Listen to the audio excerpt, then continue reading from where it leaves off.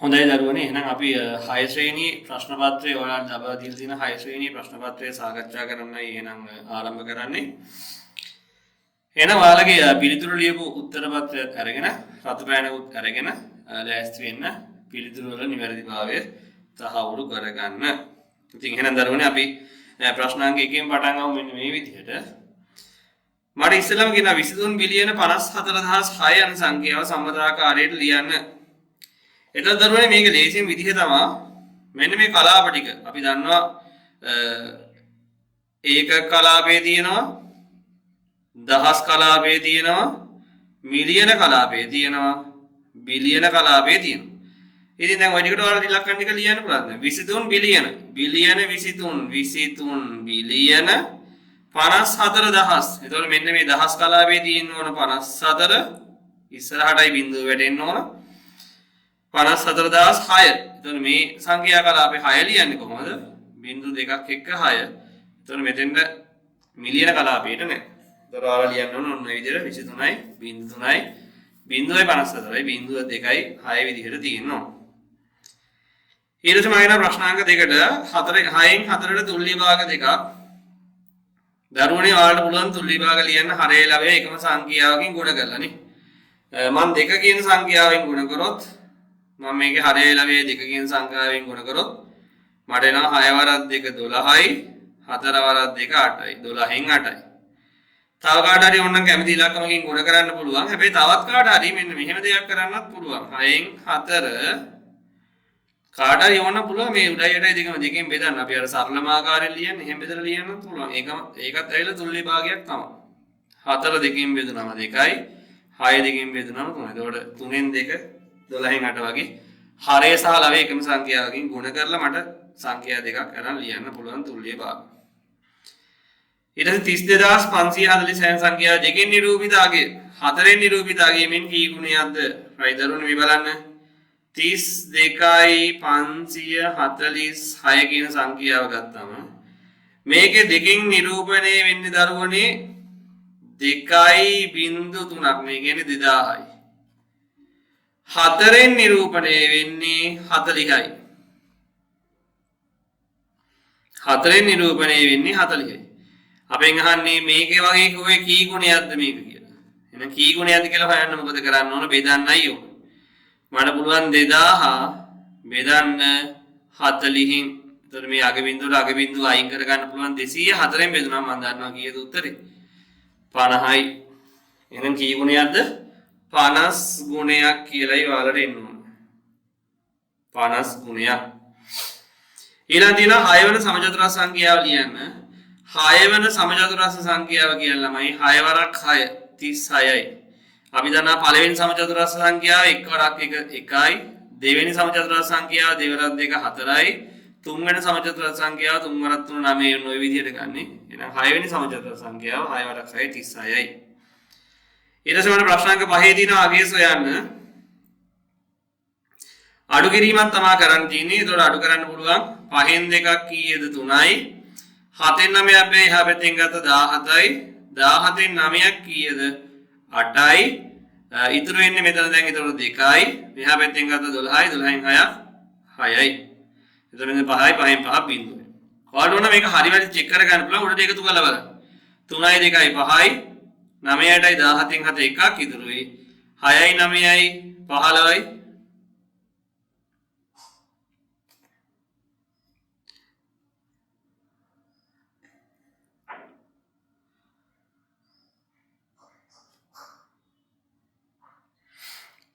හරි ඊළඟට අපි පස්වෙනි ප්‍රශ්නේ ප්‍රශ්නාංක 5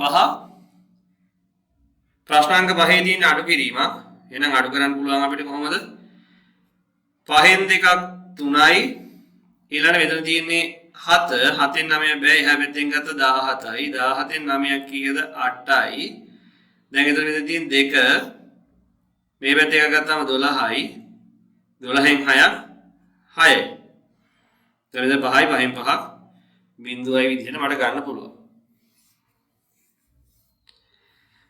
ඊට පස්සේ ප්‍රශ්නාංක 6ට එනවා ප්‍රශ්නාංක 6 කියන්නේ 16 මුල් ගුණාකාර 4. එතන ගුණාකාර කියන්නේ දරුවනේ චක්කරේ. සරලවම කියනවා නම් චක්කරේ. එහෙනම් 16 මුල් ගුණාකාර 4 කියලා කියන්නේ 16 වරක් 1 16 වරක් 2 16 වරක් 3 16 වරක් 4 එතකොට 16 වරක් 1 16යි 16 වරක් 2 32යි 16 වරක් 3 48යි 16 වරක් 4 64යි එනකොට මුල් ගුණාකාර 4 ලියන්න පුළුවන් 16 32 48 64 විදිහට ඊට පස්සේ සුදුසු අසමානතා ලකුණක් දාන්න කියලා කියන මේ බලන්න දරුවනේ 2 3 සහ 3 2 2 3 කියලා කියන්නේ දෙකේ ඉලක්කම් 3ක් මෙන්න මේක ලියා ගන්න. ඒතර වරදින්නේ. ඒතර දෙවරක් 2 4යි 4 වරක් 2 8යි. මෙතන 3 දෙවෙනි බලය කියලා කියන්නේ 3 වරක් 3. 3 වරක් 3 කීයද 9. ඒතර 8යි 9යි ගත්තාම විශාල සංඛ්‍යාවක් වෙන්නේ. කවුද? 9 විශාල වෙනවා. ඊට පස්සේ ප්‍රශ්නාංක 8 ගත්තාම යමුනා තම දියණිය ලකුණු ගණිත ලකුණු ආසන්න 10ට වැටෙවුවාම 50යිලු. එයාට ගන්න පුළුවන් වැඩිම හා අඩුම කියන්න. එතකොට අපි දන්නවා ලකුණු 50 එන්නේ මේ පැත්තෙන් ගත්තම අපි දන්නවා 49 තියෙනවා 48 තියෙනවා 47 තියෙනවා 46 තියෙනවා 45 තියෙනවා. මෙහා පැත්තට 51 52 53 54 තියෙනවා. අපි දන්නවා 55 කියන එක්කෙනා වැටෙන්නේ කාටද 55 වැටෙන්නේ 60ට. මේ පැත්තෙන් 44 කියන එක්කෙනා වැටෙන්නේ කාටද 40ට. එහෙනම් මේකේ වෙන්න පුළුවන් අඩු වගේ කීයද 45යි වැඩිම වගේ කීයද 54යි. අපි යනවා ඊළඟ ප්‍රශ්නාංගයට ප්‍රශ්නාංග 9ට. ප්‍රශ්නාංග 9 තියෙන දරුවෝ මෙන්න මේ වගේ. සවිති චතුස්තල සඳහා නොගැලපෙන පතරම. ගැලපෙන්නේ නැති එකයි අපෙන් අහන්නේ. ඒතකොට දරුවෝ පැහැදිලි වෙනවා මෙන්න මේ පතරම ගැලපෙන්නේ නැහැ මොකද මේ තියෙන්නේ පිරමීඩ. ඒතකොට මේ තියෙන්නේ සවිති චතුස්තලය මේ තියෙන්නේ සවිති චතුස්තලය. ඒතකොට උත්තරේ ප්‍රශ්නාංගයේ උත්තරේ පිළිතුරු අංක 1. ඉසුරිට අමීෂා පෙන්වන්නේ වයඹ දිශාවෙනි. අමීෂාට ඉදිරියට පෙන්වන්නේ කවර දිශාවෙන්ද කියලා අහනවා. ඉතින් හරිය සරලයි මෙන්න මේ වගේ දිශා ටික ඇඳගත්තාම. දන්නවනේ ඔපොල් ඊළඟ නැවින් ගිහින් ධම්මි නිදිද බලාවරේ. ඒතර ඉසුරු කියන එක්කනට අමීෂා පෙන්නේ වයඹලු. ඒතර ඉසුරු කියන එක්කනට අමීෂා පෙන්නේ වයඹ දිශාවෙන්. අපි හිතමු ඉසුරු ඉන්නවා කියලා මෙතන. ඒතර එයා පෙන්නේ වයඹ දිශාවෙන් නම් අපෙන් අහන අමීෂාට ඉසිර වෙන්නේ කොයි දිශාවෙන්ද මෙන්න මේ දිශාවෙන්. ඒ කියන්නේ උත්තරේ මොකද්ද? ගිනි කොන දිශාවෙන්. මෙන්න මේ ලක්ෂණව කාණ්ඩ දෙකකට වෙන් කරන්න කියලා කියන මෙන්න මේ සංඛ්‍යා ටික පොදු වූ ලක්ෂණයක් අනුව කාණ්ඩ දෙකකට වෙන් කරන්න. එතකොට මට පුළුවන් මේ බලන්න. මෙතන මට පැහැදිලිව තියෙනවා මේක ඕනනම් පහේ ගුණාකාර විදිහට වෙන් කර ගන්න පුළුවන්. ඔත්තේ සංඛ්‍යා ඉරට්ටේ සංඛ්‍යා වෙන් කර ගන්න පුළුවන්. ඉතින් ඒක තමයි මම හිතන්නේ වඩාත්ම හොඳනේ. එහෙනම් මේ බලන්න මම 3 9 10 4 16 21 15 25 මෙන්න මේ වගේ කාණ්ඩ දෙකකට වෙන් කර ගන්නවා. එතකොට පොදු ලක්ෂණය මට ලියන්න පුළුවන්. එකක් ඇවිල්ලා ඔත්තේ සංඛ්‍යා සහ අනිත් එක තමයි මොකද්ද? ඉරට්ට සංඛ්‍යා. ඉරට්ටේ කියලා වචනයක් නෑ මතක තියාගන්න. ඉරට්ට සංඛ්‍යා කියලා මෙන්න මේ පොදු ලක්ෂණය මට වෙන් කර ගන්න පුළුවන්. ඊට පස්සේ ප්‍රශ්නාංක 12ට ආපුවාම මට කියන මෙන්න හරි වැරදි දාන්න තියෙනවා. තලයක සිරස් බව දැනී ගැනීමට ස්ප්‍රීතු ලෙවලය අපි භාවිතා කරනවලු. ඒතකොට මෙන්න මේ වගේ බිත්තියක් වගේ එකක් ගත්තම අපි දන්නවා මේ බිත්තියේ සිරස් බව බලන්න අපි ගණිතයේදී පාවිච්චි කරන උපකරණයක් තමයි මෙන්න මේ ළඹය කියන දෙකනේ. දැන් හැබැයි අලුතෙන් නම් ස්ප්‍රීතු ලෙවල් තියෙනවා සිරස් තලයේ ඔක්කොම බලා ගන්න පුළුවන් කියන. නමුත් අපේ විෂය නිර්දේශයට අනුව අපි තියෙන්නේ මොකද්ද? ළඹේ තියෙන්නේ සිරස් බව මැනීමට. ඒතකොට මේක වැරදි. ස්ප්‍රීතු ලෙවලෙන් කරන්නේ තිරස් බව. මෙන්න මේ වගේ මේසයක් අරගෙන මේසුට දාම මෙන්න මේ ස්ප්‍රීතු ලෙවලේ දීලා අර මෙතන වතුර බින්දුවක් වගේ වල දන්නවා වායු බුබුලක් තියෙන. ඒ වායු බුබුල බැලන්ස් කරලා හොයාගන්න. ඝනකයේ සියලුම පෘෂ්ඨ තල පෘෂ්ඨ වේ. ඒක හරියනේ අපි දන්නවා ඝනකයකට තියෙන ඔක්කොම තල පෘෂ්ඨ 18 සියලු සාධක ලියන්න. රයිට් දරුවනේ කොහොමද 18 සාධක ලියන්නේ? 18 සාධක ලියන්න ඔයාලා ඉස්සෙල්ලාම කරන්න ඕනේ මොකද්ද? 18 හැදෙන විදි ටික ලියාගන්න. පිළිවෙල ලියන්න. එක් වරක් 18 දෙවරක් 9 තුන් වරක් 6 ආය 6 වරක් 3 ඉන්නේ නේ. මේකෙමනේ ආය ලියන්න ඕනේ. 6 වරක් 3 අනිත් පැත්තට 9 වරක් 2 18 වරක් 1. එහෙනම් 18 සියලු සාධක කියලා කියන්නේ 1 2 3 6 9 18. ඊළඟට එනවා දරුවනේ අපි ප්‍රශ්නාංක 14ට 14 කියනවා ඍණ දෙකේ සිට ධන දෙක තෙක් ඇති නිකල ගන්නයි අපෙන් අහන්නේ. එතකොට දරුවනේ මට පුළුවන් සංඛ්‍යා රේඛාවක් ඇඳ ගන්න ඍණ දෙක ඍණ 1 බිංදුව 1 2 මෙන්න මේවායි ගත්තාම මගෙන් අහන්නේ ඍණ දෙකේ සිට ධන දෙක තෙක් ඇති නිකල ගන්න කීයද කියලා අහන්න. ඒතකොට අපි දන්නවා ඍණ දෙකේ සිට කියලා කිව්වම මෙයත් අයිති මෙයත් අයිති වෙනවා මෙයත් අයිති මෙයත් අයිති එකත් අයිති තෙක් කියලා කිව්වම අගේ ඉලක්කමත් අයිති වෙනවා. දක්වා කියලා කිව්වම එකෙන් අතර වෙන්න ඕන. නමුත් තෙක් කියලා කිව්වම කෙලවරත් අයිති වෙනවා. එහෙනම් නිකල ගන්න අපෙන් අහන්නේ 1 2 3 4 5යි. නිකල ගණන කීයද? 5ක් විදියට මට උත්තරේ එනවා. ඊට පස්සේ මම එනවා ප්‍රශ්නාංක 15ට. ප්‍රශ්නාංක 15 තියෙනවා මොකද්ද? මෙන්න මේ හිස්තැන්න ගැලපෙන අගය දාන්න තියෙන්නේ මොකද්ද? මේ සංඛ්‍යා දෙක එකතු කරපුවා. ඒ කියන්නේ මෙන්න මේ 430 මෙන්න මෙතෙන්ට එන ඉලක්කම සහ 261 එකතු කරපුවාම එන උත්තරය ඔත්තේ වෙන්න නම් මෙතෙන් එන්න ඕන ඔත්තේ සංඛ්‍යාව. එතකොට මේ බලන් දරුවනේ මෙතන තියෙන්නේ ඔත්තේ සංඛ්‍යාවක් නේ. එතකොට ඔත්තේ සංඛ්‍යාවකට ඔත්තේ සංඛ්‍යාව එකතු වුණොත් දැන් නිකන් හිතන්න මම උදාහරණයක් මෙතෙන් දාන 3. එතකොට 3යි 1යි මෙතන හැදෙන්නේ 4නේ. එතකොට මේ හැදෙන එක නා ඉරට්ට. එහෙනම් මෙතන හිස්තැනට දාන්න ඕන මම අනිවාර්යෙන් මොකද්ද ඉරට්ට සංඛ්‍යාවක් තමයි දාන්න ඕන. දෙක වගේ දැම්මම 2යි 1යි 3යි මේ. එතකොට ඔත්තේ සංඛ්‍යාවක් ලැබෙනවා. එහෙනම් මෙතෙන්ට ගැලපෙන අගයන් වෙන්නේ 0 2 4 6 8 මෙන්න මේ වගේ කැමැති අගයන් දෙකක් ලියලා පෙන්නන්න ඕන.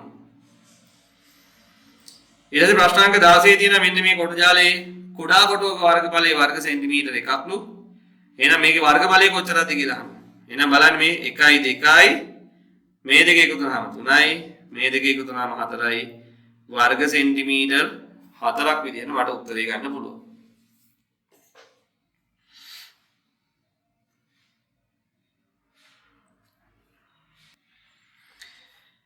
ඊට පස්සේ නම් මම ප්‍රශ්නාංක 17 තියෙනවා මොකක්ද ළමයි 4 2 6 5 යන ඉලක්කම් හතරක් භාවිතා කරලා ලියන්න පුළුවන්. ඉලක්කම් හතරේ විශාලම සංඛ්‍යාව සහ කුඩාම සංඛ්‍යාව අතර වෙනස කොච්චරද කියලා. මම විශාලම සංඛ්‍යාව වෙන්නේ මොකද්ද? විශාලම සංඛ්‍යාව වෙන්නේ 7652. කුඩාම සංඛ්‍යාව වෙන්නේ මේ ඉලක්කම් ටික මාරු කරලා ලියන්න 2567. මේ දෙකේ වෙනස කියලා කියන්නේ මේ දෙක අඩු කරන්න. 2න් 7ක් බෑ මෙහා පැත්තෙන් ගත්ත 12න් 7ක් 5යි මෙතන 4යි. එතකොට එහා පැත්තෙන් ගත්ත 14න් 6ක් 8යි. දැන් මෙතන ආයේ 5 දින 5න් 5 බිංදුවයි 7න් 2ක් 5යි. උත්තරේ කීයද? 5085යි. මෙන්න මේක ගැලපෙන දාර්ශනිකයක් අංකයෙන් ලියන්න කියලා කියනවා. මේ බලන්නමයි. මෙතන දෙකේ දෙවෙනි බලය කියන්නේ කීයද? 4යිනේ. එතකොට 4ට කීයක් එකතු කරන්න ඕන 20 හම්බෙන්න අපි දන්නා 16. එහෙනම් 16 මම ලියන්න පුළුවන් දර්ශක අංකනේ කාටද ළමයිට ලියන්න පුළුවන් 4 දෙවෙනි බලය කියලා ලියන්න පුළුවන්. ඒතර 4 දෙවෙනි බලය 16 හින්දා. එහෙම නැත්නම් කාට හරි 2 4 වෙනි බලය කියලා ලියන්නත් පුළුවන්. ඔන්න ඔය උත්තර දෙක මෙතෙන් ගැලපෙනවා. 4 2 හෝ 2 4 වෙනි බලයේ උත්තර දෙකම ගැලපෙනවා දෙකෙන් එකක්. ඊළඟ ප්‍රශ්නාංක 19 කියනවා මොකද්ද? පොතක මිල රුපියල් පීලු. එහි මිල රුපියල් 40කින් වැඩි වුණා නම් පොතේ මිල වෙන්නේ මොකද්ද? 40කින් වැඩි වෙනවා කියලා කියන්නේ ඒකට 40ක් එකතු කරන්න ඕන. එහෙනම් p සමානයි 20යි කියලා කියන්නේ මෙන්න මේක p වෙනකොට 20 ආදේශ කරන්න 20 එකතු කිරීම 40. ඒතර 20යි 40 එකතු වුණාම කීයද? 60යි. ඊළඟ ප්‍රශ්නාංක 20 කියනවා ළමයි මොකද්ද?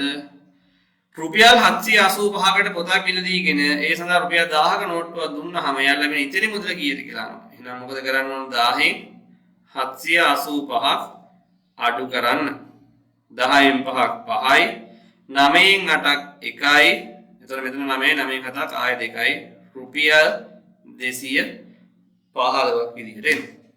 ඉතින් මෙන්න මේ විදිහට අපිට පළවෙනි කොටස ප්‍රශ්න 25 සාකච්ඡා කරන්න පුළුවන්. අපි යන් යන ළමයි මේකේ ඊළඟ කොටසට B කොටසට. මෙන්න තියෙනවා ඔයාලගේ දෙක පත්‍රය. පළවෙනි ගාන ගත්තාම පළවෙනි ගානේ මෙන්න සංඛ්‍යා කලාප අපිට ලියලා දීලා තියෙනවා. එහෙනම් බලන්න මේ සංඛ්‍යා කලාප දහස් කලාපේ ඒක කලාපේ බිලියන කලාපේ මිලියන කලාපේ විදිහට මේක ෂෆල් කරලා මික්ස් කරලා අපිට දීලා තියෙනවා.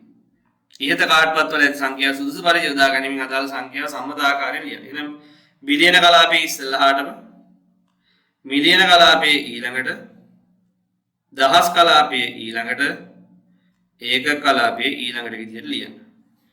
දැන් මේක වචනෙන් ලියනකොට එන්නේ මොකද්ද? 5 බිලියන මේකෙන් එතකොට 5 බිලියන 34 මිලියන 607,128 ඊට පස්සේ අපෙන් අහන්න මොකද්ද? ඔබ ලියූ සංඛ්‍යාවේ දෙකේ ඉලක්කමේ ස්ථානීය අගය අපෙන් අහන්න. මෙන්න මේ දෙකේ ඉලක්කමේ ස්ථානීය අගය. එතකොට මේකේ ස්ථානීය අගය වෙන්නේ ඒකක මේක ඇවිල්ලා 1 ස්ථානය මේක ඇවිල්ලා 10 ස්ථානය. එහෙනම් ස්ථානීය අගය කීයද? 10යි. දෙකෙන් නිරූපණය වෙන්නේ කීයද? මෙතන නිරූපණය වෙන අගය කීයද? 20යි. ඊළඟ අපි කියන දරුවනේ මෙන්න මේ 607 කියන සංඛ්‍යාව ගණක රාමුවකින් පෙන්වන්න. 607. එහෙනම් මම මේ වගේ කණ තුනක් ඇඳලා එක ස්ථානයේ 10 ස්ථානයේ 100 ස්ථානයේ විදිහට ලං කරනවා. 607 කියලා කියන්නේ මෙයාගේ 6ක් තියෙන්න ඕන. මෙයාගේ කීයක්වත් නැහැ. මේකේ තියෙන්න ඕන 7ක්. ඊට පස්සේ මේකේ B කොටසට අපි එනවා. B කොටසේ මොකද්ද කියන්නේ බලන්න. B කොටස තියෙනවා මෙන්න මේ දී ඇති සංඛ්‍යා වලින් පහත ප්‍රශ්න වලට පිළිතුරු සපයන්න කියලා තියෙනවා. මෙන්න මේකේ ප්‍රථමක සංඛ්‍යා ලියන්න කියලා කියනවා දරුවනේ. ප්‍රථමක සංඛ්‍යා කියන්නේ මොකද්ද? සාධක දෙකක් පමණක් තියෙන. ඒතර කුඩාම ප්‍රථමක සංඛ්‍යාව 2. එයා බෙදන්න පුළුවන් 1 සහ 2 විතරයි. 3 5 7 11 මෙන්න මේවා තමයි ප්‍රථමක සංඛ්‍යාව වෙන්නේ. එහෙනම් මෙතන තියෙන ප්‍රථමක සංඛ්‍යාව වෙන්නේ කවුද? 2 2 සහ 3 පමණයි නේ. ප්‍රථම සංඛ්‍යාව තියෙන 2 සහ 3 පමණයි. ඊළඟට අපි ගන්න මොකද්ද? සමචතුරාර්ය සංඛ්‍යාවක් සහ ත්‍රිකෝණ සංඛ්‍යාවක් කියන දෙකටම අයත් වෙන්නේ මොනවද කියලා. සමචතුරාර්යත් වෙලා ත්‍රිකෝණත් වෙන දෙකටම අයත් වෙන සංඛ්‍යාව කවුද? 36. හතරවෙනි ත්‍රිකෝණ සංඛ්‍යාව ඇඳ දක්වන්න. එහෙනම් හතරවෙනි ත්‍රිකෝණ සංඛ්‍යාව අඳින්න ළමයි යටම පේළියට දාන්න 4ක්. ඊළඟ පේළියට දාන්න 3ක්. ඊළඟ පේළියට දාන්න 2ක්. ඊළඟ පේළියට දාන්න 1ක්. මේක තමයි හතරවෙනි ත්‍රිකෝණ සංඛ්‍යාව. ඊළඟට කියන මොකද්ද? ත්‍රිකෝණ සංඛ්‍යා දෙකක් එකතු වෙන සමචතුරාර්ය සංඛ්‍යාව ලබා ගැනීමේ හැකි සංඛ්‍යා යුගලය කුමක්ද කියලා. ත්‍රිකෝණ සංඛ්‍යා දෙකක් එකතු කරලා තමයි දැන් බලන්න. එක ත්‍රිකෝණ සංඛ්‍යාව මේ 1. ඊළඟ ත්‍රිකෝණ සංඛ්‍යාව කවුද? ඊළඟ ත්‍රිකෝණ සංඛ්‍යාව 3. මේ 1 සහ 3. එතන මේ දෙක එකතු කරපුවාම කීයද? එන්නේ මට 4ක් එනවා. ත්‍රිකෝණ සංඛ්‍යා දෙකක් එකතු කරපුවාම 4 කියලා කියන්නේ සමචතුරාර්ය සංඛ්‍යාව මේ. එන සංඛ්‍යා යුගලය කවුද? 1 හා 3. right මම යනවා ඊළඟ ප්‍රශ්නෙට. ප්‍රශ්නාංක දෙකේ මෙන්න මේ වගේ ගණිත කර්ම ටිකක් තියෙනවා. මොකද්ද? පූර්ණ සංඛ්‍යා මත ගණිත කර්ම පාඩමට සකස් කරපු මෙන්න මේ වගේ ක්‍රියාකාරකමක් තියෙනවා. එතකොට 7 වර්ගයේ මෙතන A එනවා. ඒකට 187ක් එනවා. B එනවා. ඒකෙන් 427ක් C එනවා. C කියන එක නා 21කින් වැඩි කරපුවාම D එනවා. D කියන එක නා 10න් බෙදපුවාම ලබ්ධියයි ශේෂයයි එනවලු. හරි. right අපි බලමු මේකේ මොනවද අපෙන් අහන ප්‍රශ්න ටික කියලා.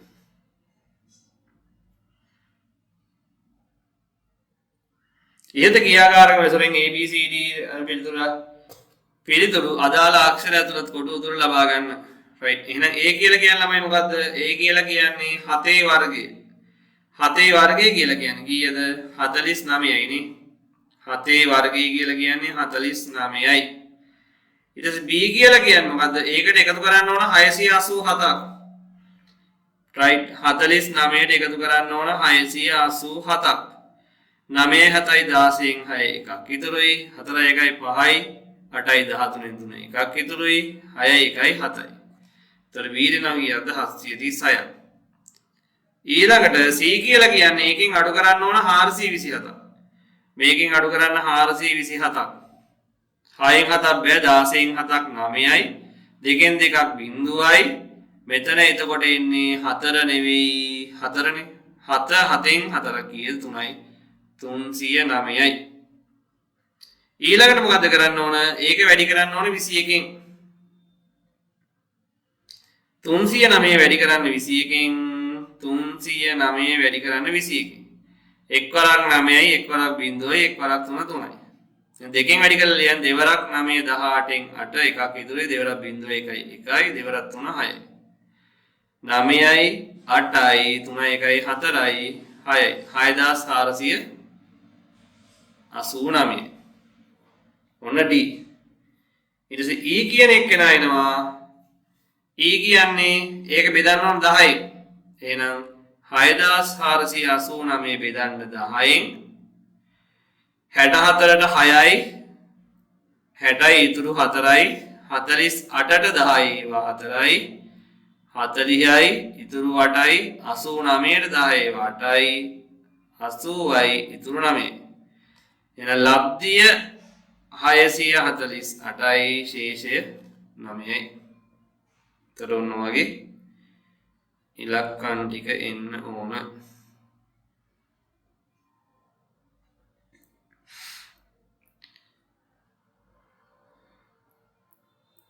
right මම එනවා ඊට පස්සේ ජපානයෙන් ගෙන්වන ලද ශීතකරණයක වටිනාකම ජපානයෙන් 10000 sorry ජපානයෙන් ලක්ෂයක් නම් එහි වටිනාකම ශ්‍රී ලංකා රුපියල් වලින් කීයද?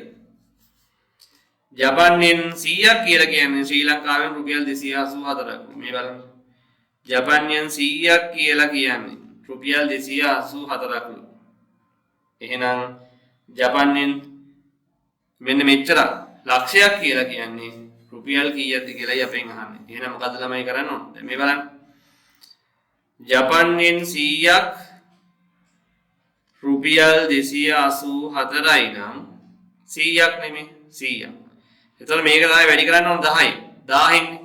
එහෙනම් මේක වැඩි වෙනවා නම් 1000න් මේකත් වැඩි වෙන්න ඕන 10න්. ඒ කියන්නේ 284යි බිංදු 3ක් එන්න ඕන රුපියල්. හරි. නැත්නම් බෙදන්න. බෙදලා ගන්න පුළුවන්. ඒ සම්මතාකාරයෙන් ලියන්න. ඒතර සම්මතාකාරයෙන් එන්නේ කොච්චරද ළමයි? 284යි බිංදු 3යි. සංඛ්‍යා කලාප වලට වෙන් කරලා ලියන්න.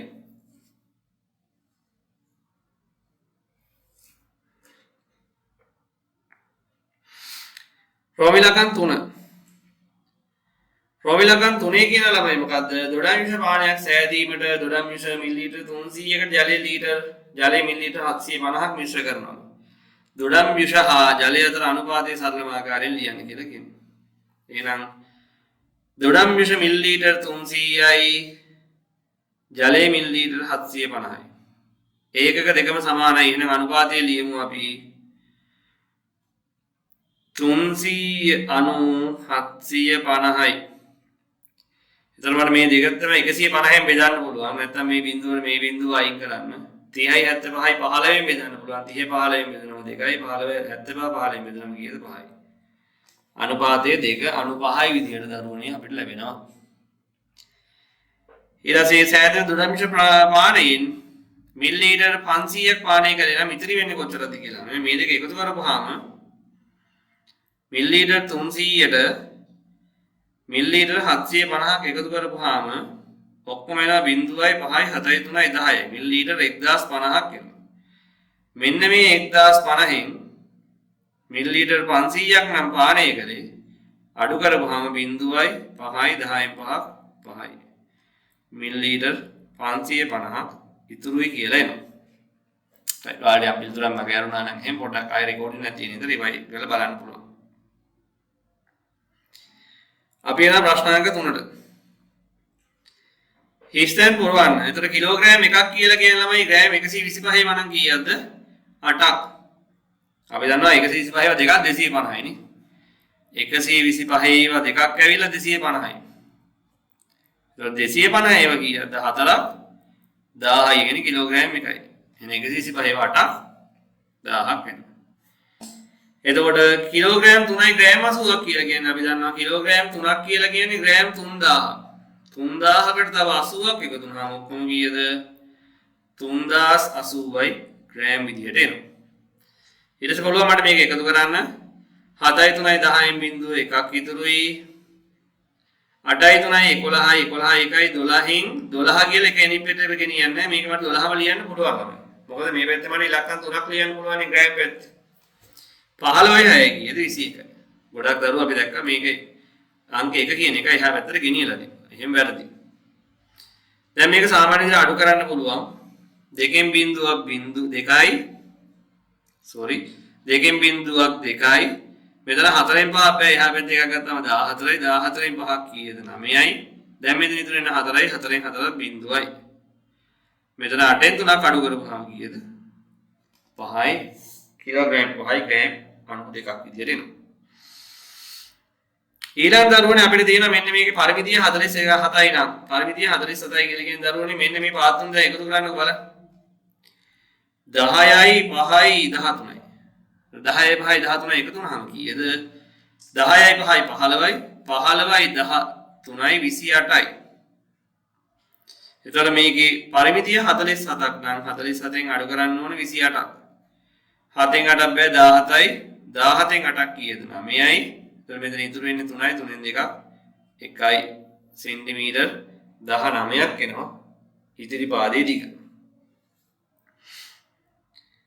සිහි කොටස කියනවා මොකද්ද? ධාවන තරගයකදී මුල් මිනිත්තු 5ේදී අරුණ මීටර 1350ක්ද මොහොමඩ් කිලෝමීටර් 1යි මීටර 750ක්ද රවි කිලෝමීටර් 1යි මීටර 400ක්ද දිවගොස් තිබුණා. මොහොමඩ් සහ රවි ගෙවා ඇති දුර මීටර වලින් ලියන්න. මොහොමඩ් සහ රවි. ඒතර මොහොමඩ් කියන එක්කෙනා මෙතන වෙන්නේ දරුවනේ කිලෝමීටර් 1ක් කියලා කියන්නේ මීටර 1000ක් 1000ට 75ක් එකතු වුණාම කීයද 1075යි මීටර රවි කියන එක්කෙනා මෙතන 1000යි 400යි කියද 1400යි මීටර. තිදෙනාගේ ඉදිරියෙන්ම සිටින්නේ කවුද කියලා අපි හිතමු. ඉදිරියෙන්ම ඉන්නේ සාමාන්‍ය ධාවන තරගයක මේ බලන්න ධාවන තරගයක මෙහෙම දුවනකොට ඉදිරියෙන්ම ඉන්නේ වැඩිපුරම දුවපු එක්කෙනා තමයි ඉදිරියෙම ඉන්නේ. එහෙනම් මෙතන වැඩිපුරම දුවලා තියෙන්නේ කවුද? රවි. එයා තමයි 1400 දුවලා තියෙන්නේ වැඩිපුරම දුවලා තියෙන්නේ.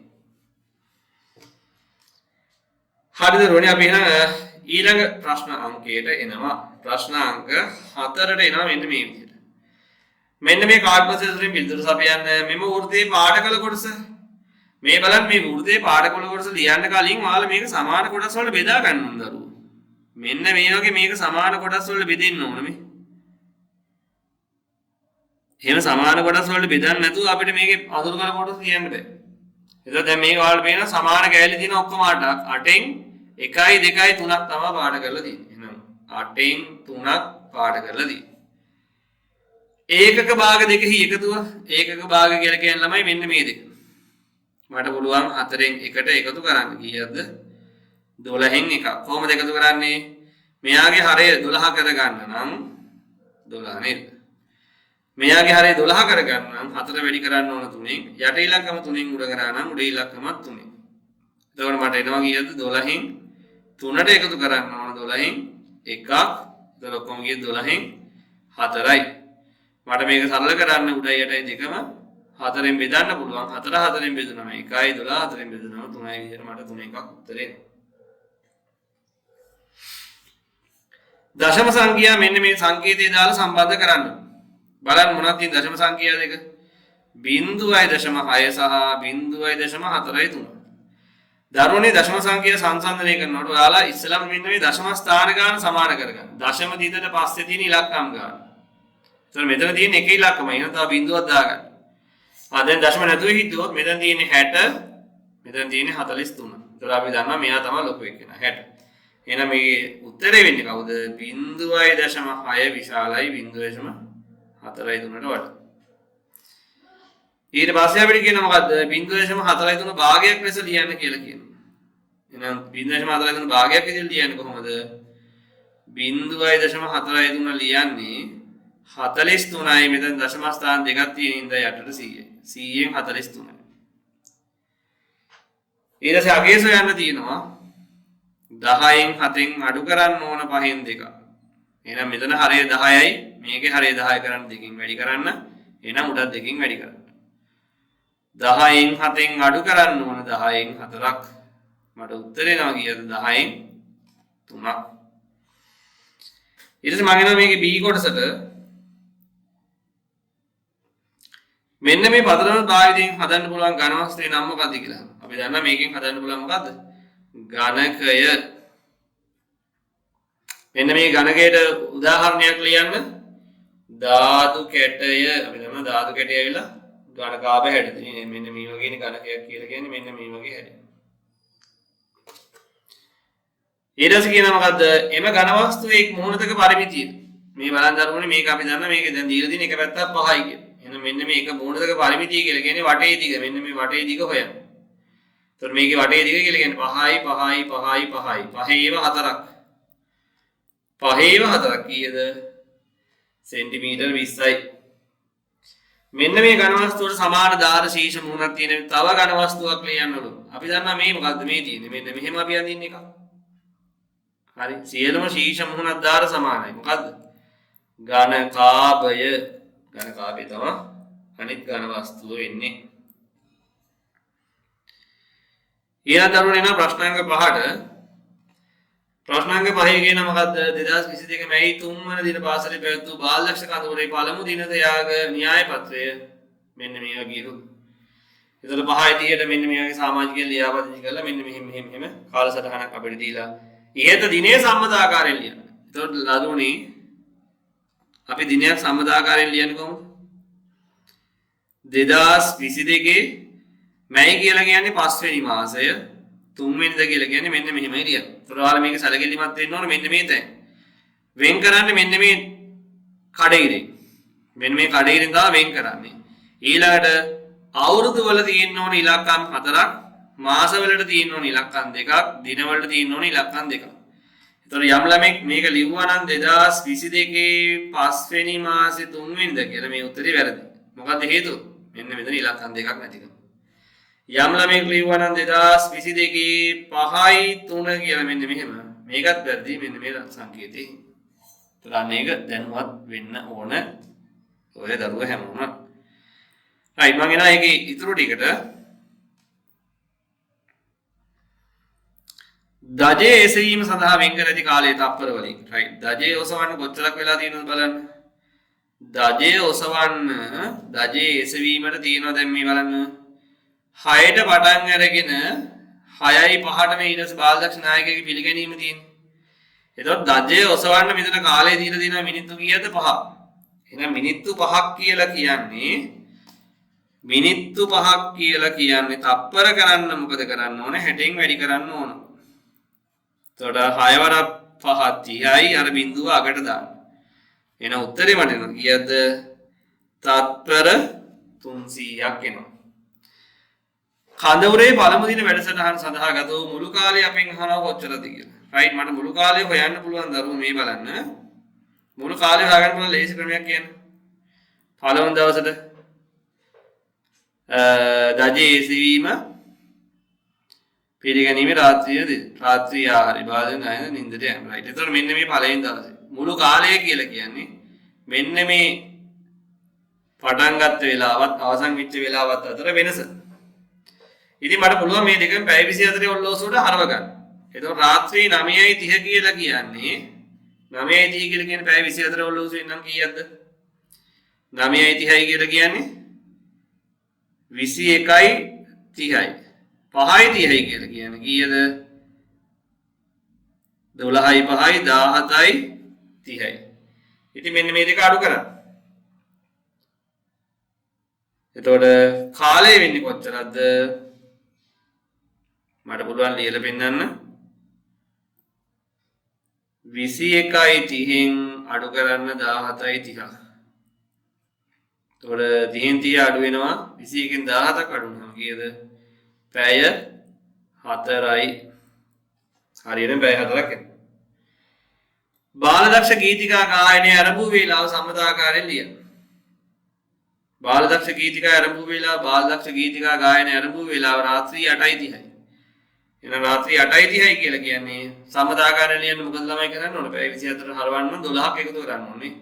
ඒතර 8:30ට 12ක් එකතු වුණාම 8ට 12ක් එකතු වුණාම කීයද? 20යි 32යි 30යි. right ඊට පස්සේ වෙනවා B කොටසට. B කොටස මොකක්ද කියන්නේ? එක්තරා දිනක ලෝකේ නගර කීපයක උෂ්ණත්වය සෙල්සියස් අංශක වලින් පහතර සංඛ්‍යා රේඛාවේ ලකුණු කර තියෙනවා. රයිට් මෙන්න මේ වගේ දැන් දීලා තියෙනවා. අඩුම උෂ්ණත්වයේ තිබූ නගරයේ කුමක්ද? අඩුම උෂ්ණත්වයේ මෙතන තිබිලා තියෙන්නේ C වල -15යි. නගරය මොකද්ද එතකොට? C. නගරය. B නගරයේ උෂ්ණත්වය හා C නගරයේ උෂ්ණත්වය අතර වෙනස කීයද? B නගරයේ උෂ්ණත්වය සහ C නගරයේ උෂ්ණත්වය අතර වෙනස කීයද කියලා. මේ බලන්න. 5යි 10යි 15යි 20යි. එහෙනම් කීයද? සෙල්සියස් අංශක 20යි. right මේක වල සෙල්සියස් අංශක වචනෙන් ලිව්වත් ගැටලුවක් නැහැ. මොකද මෙතන සෙල්සියස් අංශක වලින් කියලා දීලා තියෙන හින්දා. ඊළඟට කියනවා මොකද්ද? F නගරයේ උෂ්ණත්වය සෙල්සියස් අංශක -6ක් නම් එය ඉහත සංඛ්‍යා රේඛාව මත ලකුණු කරන්න. F නගරයේ උෂ්ණත්වය -10යි. එහෙනම් මෙන්න මෙතන අහලා -10ක් ලකුණු කරලා පෙන්නන්න. මෙතන F කියලා ලකුණු. G නගරයේ උෂ්ණත්වය නිකිලමේ අගයක් වන අතර එය D හා B නගරවල උෂ්ණත්ව අතර පිහිටයි.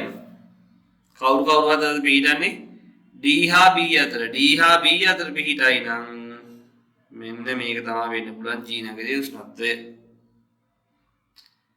හරි එතකොට D හා B අතර උෂ්ණත්වය පිහිටයි නම් G හි උෂ්ණත්වය පිහිටන්න ඕන. අපෙන් අහන්නේ සියලුම නිකිලමේ අගය. එතකොට මෙන්න මේ ඍණ 5යි ධන 5යි අතර සියලුම ඒවා කියන්නේ ඍණ 4 ඍණ 3 ඍණ 2 ඍණ 1 බිංදුව 1 2 3 4 ඔන්න ඔය ටික ඔක්කොම ලියන්න ඕන ඔයාලා. සියලුමනේ කියලා අහන්නේ සියලුම. right එතකොට මෙන්න මේ D සහ B අතර සියලුම මෙන්න මේ D සහ B අතර සියලුම නිකලයි අහන්නේ අපි. හරිද? අපි යන ඊළඟ ප්‍රශ්නට එනවා. ප්‍රශ්නාංක 6. එක්තරා වෙළඳසැලක දින 5ක් තුළ විකුණු බිත්තර සංඛ්‍යා පහත වගේ දැක්වෙනවලු. සඳ 24යි මේ විදිහට තියෙනවා. බිත්තර 4ක් බිඳුව සලකුණෙන් ගන්නලු. ඒතර අපි දන්නා මේ චිත්‍ර ප්‍රස්තාරයකට එන්නේ. එක රවුමක් කියලා කියන එක මේ මෙන්න මේ බෝලය හැඩයකින් අපි කියන්නේ බිත්තර 4ක් නම් අපි දන්නා එකෙන් භාගයක් කියලා කියන්නේ බිත්තර 2යි. ඒකෙනුත් කාලක් කියලා කියන්නේ එක බිත්තරයයි. මෙන්න මේ වගේ තුන් කාලක් ඇඳුවොත් බිත්තර 3යි. එහෙනම් මෙන්න මේක චිත්‍ර ප්‍රස්තාරයකින් අඳින්න කියලා කියනවා. right මට පුළුවන් චිත්‍ර ප්‍රස්තාරය අඳින්න මෙන්න මෙහෙම. මං සඳුදා ටික ලියන්නම්. අඟහරුවාදා, බදාදා, බ්‍රහස්පතින්දා, සිකුරාදා.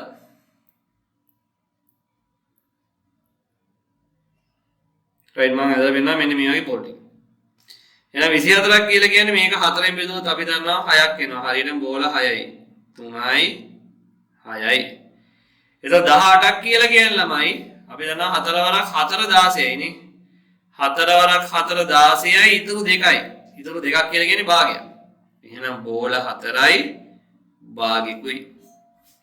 බදාද 16ක් කියලා කියන්නේ හරියටම 4යි. මෙතන 31ක් කියලා කියන්නේ ළමයි අපි දන්නවා 4 වරක් 7 28යි නේ. 1 2 3 4 5 6 7 දැන් 28යි. තව 3ක් ඕන. 3ක් කියලා කියන්නේ ආන්නාර සංකේතය. මෙන්න මේ 3 කාලක ආව නම් හරි. සිකුරාදා 9යි. 9 කියලා කියන්නේ අපි දන්නවා 4 වරක් 2 8යි. 8ට එකතු වෙන්න ඕන 1ක්. 4යි 8යි තව 1ක් එන්න ඕන. 1ක් කියලා කියන්නේ මෙන්න මේ.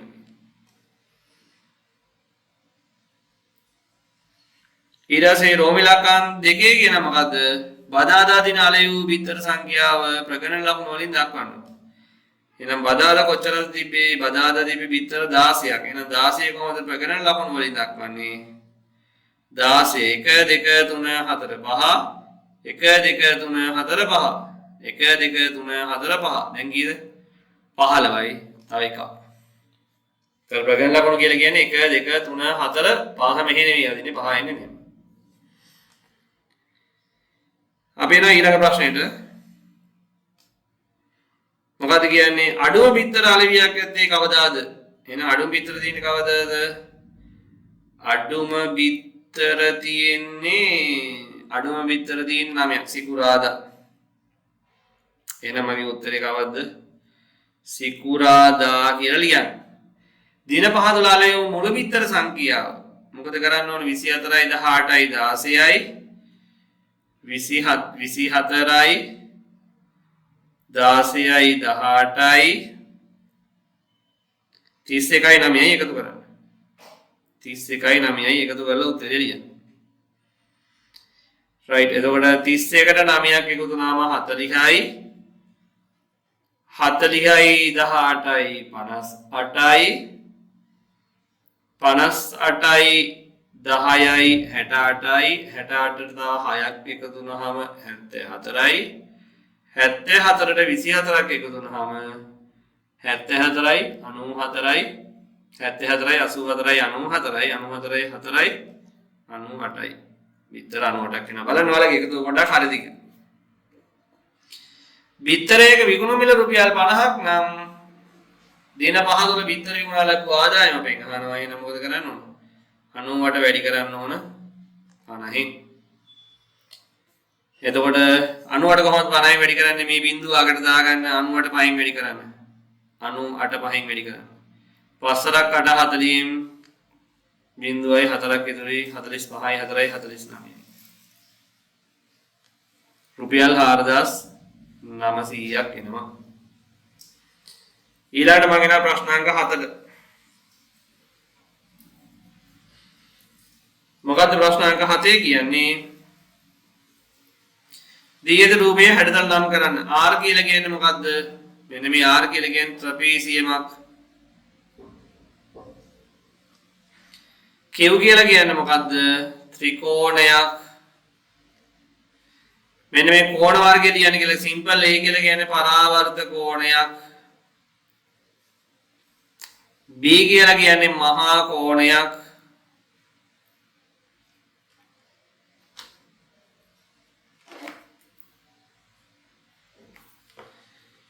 ඉතින් රෝමිලකන් තුනට අපි එනවා රෝමිලකන් තුනේ අපි කියන මොකද්ද R තල රූපී ලක්ෂණයක් ලියන්න R කියන තල රූපී ලක්ෂණයක් මොකද්ද මේ R කියන තල රූපේ ත්‍රපීසියම දැන් ත්‍රපීසියම ලක්ෂණයක් තමයි මොකද්ද සම්මුඛ පාද යුගලයක් සමාන්තරයි වල ලියන්න ඕන සම්මුඛ පාද යුගලයක් සමාන්තරයි සමාන්තරයි වාල් දෙක ලියන සංකීර්ණ වැඩි නම් වගේ වාල් ලියන්න ඕන මොකද්ද